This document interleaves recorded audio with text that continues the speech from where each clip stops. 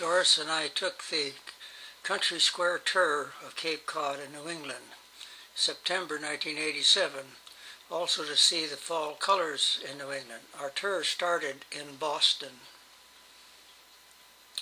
the site of the Boston Tea Party, where they dumped the tea overboard from the ship on December 16, 1773.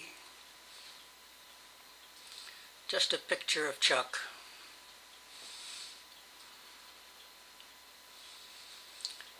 The City Hall in Boston.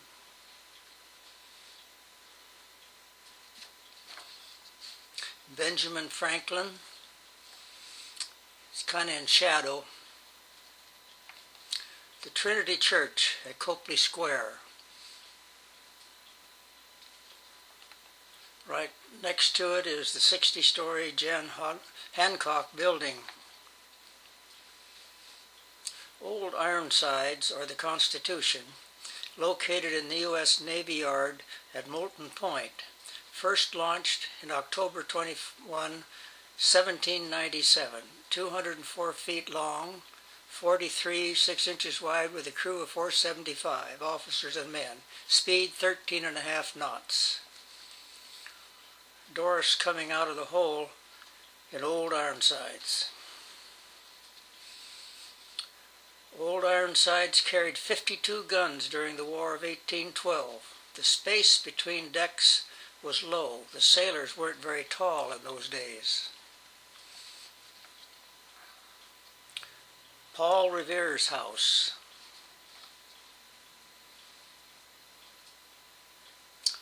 It's a picture of Paul Revere's ride to warn the colonists of the British coming. Paul Revere marker.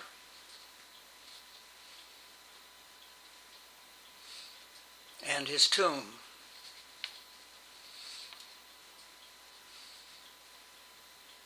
There is a statue of Paul Revere on his horse. The Old North Church, where Paul Revere hung his signal lanterns. Some plaques on the church steeple.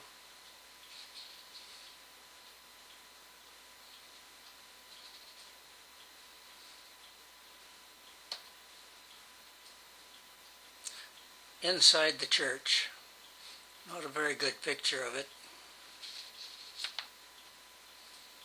This is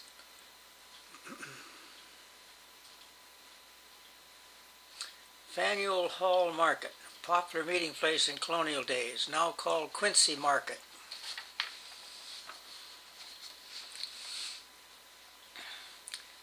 In the market, there were places to eat and shop.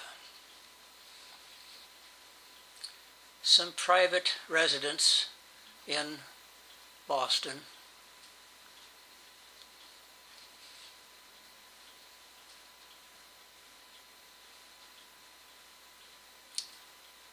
President John F. Kennedy's library. Looking out the window, you see downtown Boston.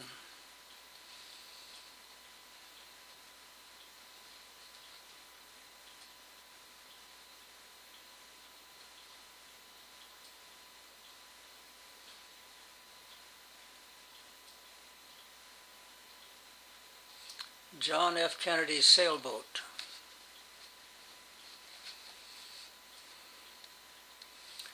Salem, Massachusetts Witch Museum.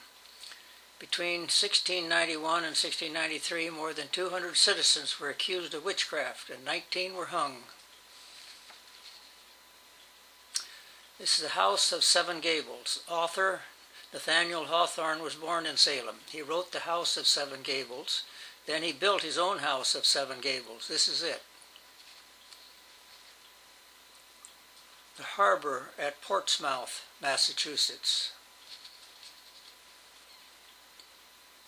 Nubble Lighthouse on the rocky coast of southern Maine, a much photographed lighthouse.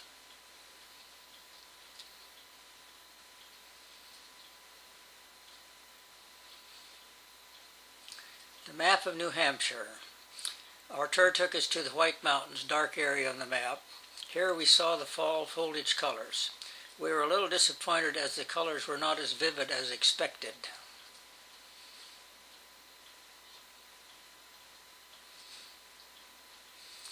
This is the Sheraton Terra Hotel in Nassau, New Hampshire.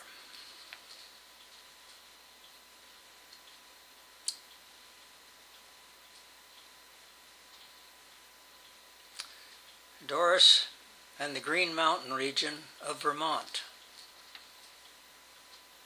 Some color.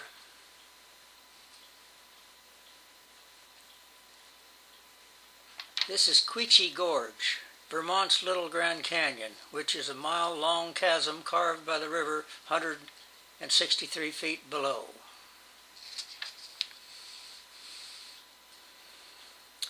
Old Woodstock Inn, located in the charming old town of Woodstock, Vermont.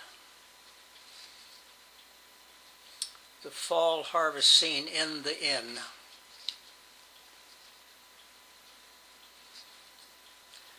Windsor County Courthouse. Houses in Woodstock, Vermont.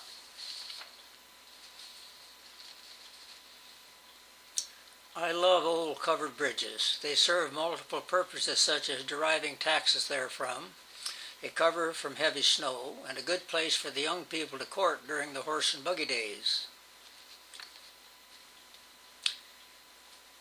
We stopped at lunch at the Trail Rail Village.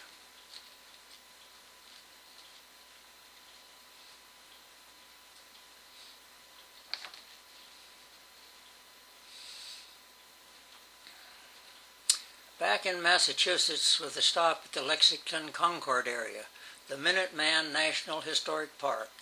This is where the first hostile action of American Revolution took place. North Bridge Monument.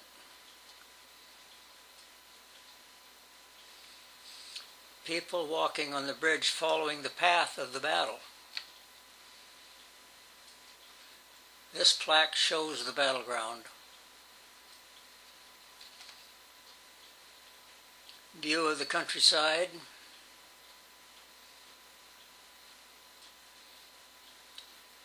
This sign entering Lexington.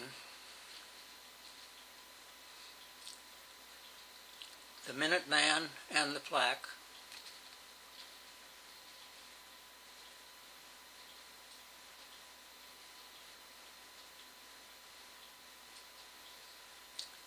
This is the sign of the first 3 meeting houses in Lexington.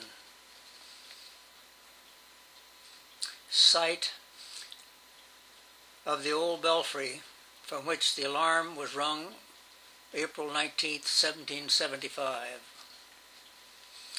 This is the church and the belfry tower.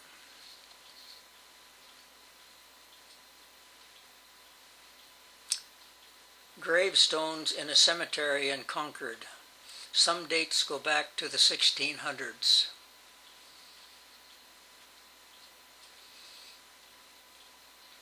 Plaque shows the Battle of Bunker Hill.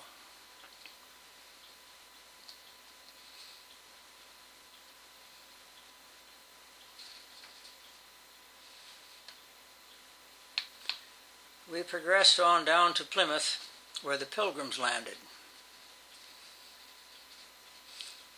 The famous Plymouth Rock.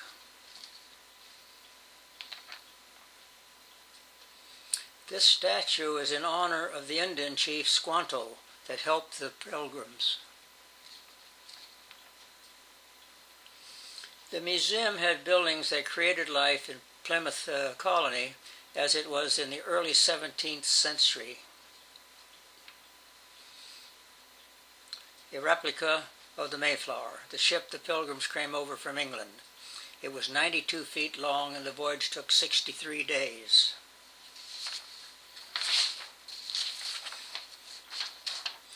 The map of Cape Cod. Now we travel to the end of Cape Cod to Provincetown. There are a total of 25 towns on Cape Cod. Provincetown, this is the town hall. a landmark in the harbor of Provincetown. It can be seen a great distance at sea.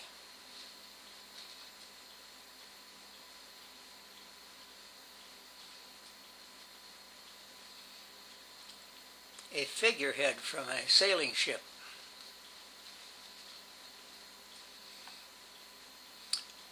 Chuck in the harbor scene. Type of boat we went on for a whaling sightseeing trip. Leaving the harbor at Provincetown, you can see back to the tower at the harbor. And this is one of the turboats.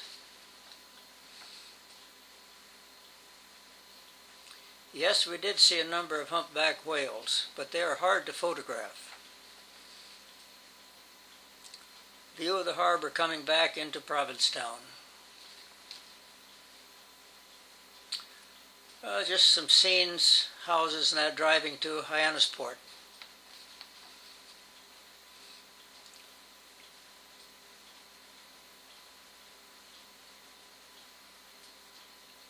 The Hyannisport Harbor.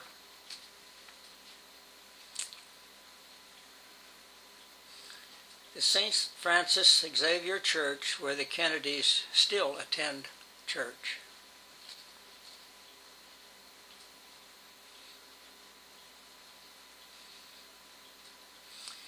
The Kennedy compound on Cape Cod, not allowed in.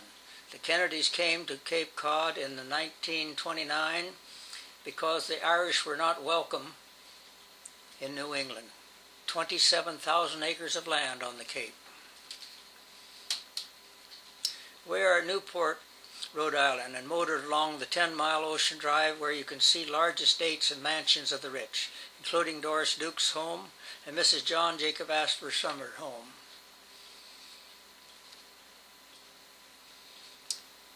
A view of Ocean Drive.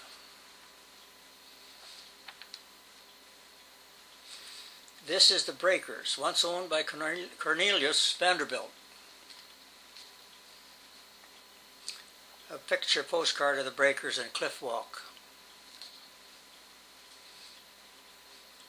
And a view of the interior of the Breakers.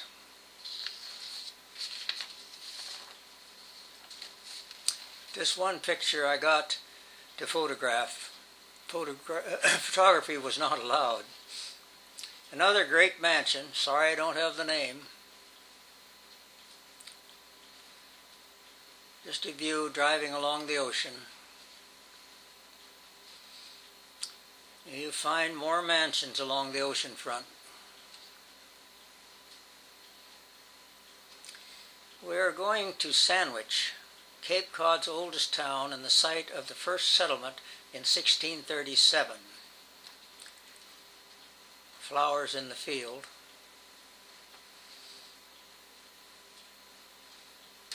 Sandwich Glass Museum. It was started in 1826. There's a number of views of the different glass works in the museum.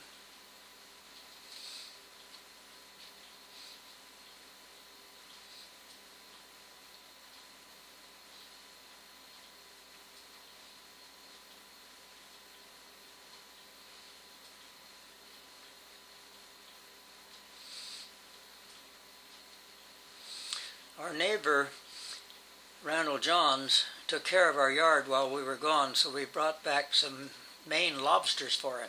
They were his first lobsters. He was a great neighbor in Bellevue.